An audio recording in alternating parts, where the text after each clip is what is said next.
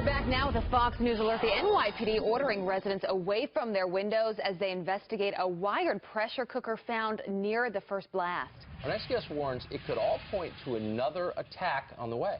Paul Viollis is the former supervisor for the New York District Attorney's Criminal Court Unit. He joins us now live. You know, Geraldo was saying a few moments ago that Chelsea is an area that is, you know, obviously less well known than the UN or Times Square.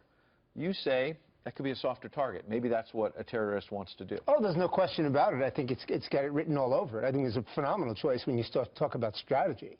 Because when you think about it, look at Chelsea on a Saturday night, right, at 8 o'clock. Look how busy it is with people moving about, shopping, partying. People are standing outside, Ed, right? They're drinking outside of bars.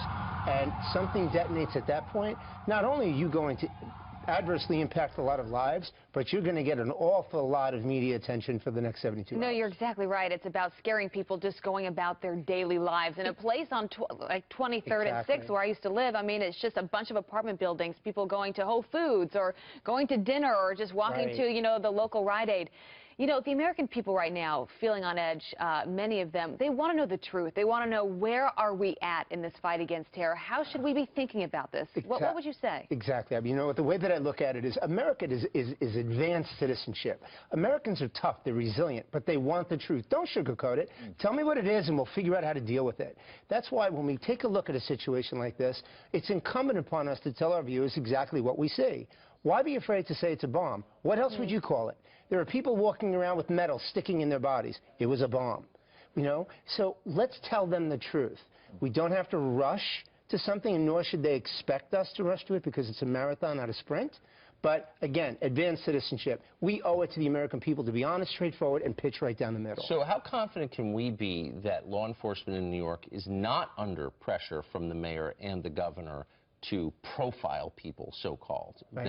Right? I mean, there was a big controversy about this over the past 10 years. The NYPD surveilling mosques, et cetera. Apparently now they're not. Should that worry us, the political interference? Yes, it should, but I really don't think that the NYPD, especially with the, you know, with the commission that's in place, I really don't think that that's going to be an issue, nor would it be an issue with the Bureau or anybody else, because you're talking about good old-fashioned law enforcement at this point. The investigation, the containment, the setting up of the perimeter, everything that's going to happen here, Tucker, is going to be textbook, and they'll continue down that way. I really don't think that anyone should be concerned with political influence at this point with respect to how this is going to be conducted. Real quick, Michael Balboni, I don't know if you heard what he was saying. He had some new information for our viewers.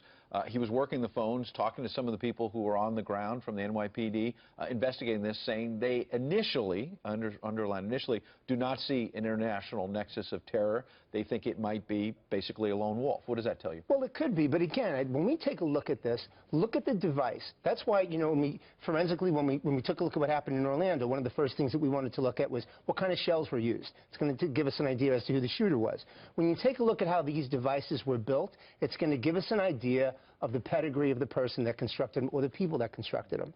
And so that has a lot, that really speaks volumes about what we're going to be looking at. I really believe that. Paul Viollis, we really appreciate your insights. Thanks, Paul. Always a pleasure. Thanks guys.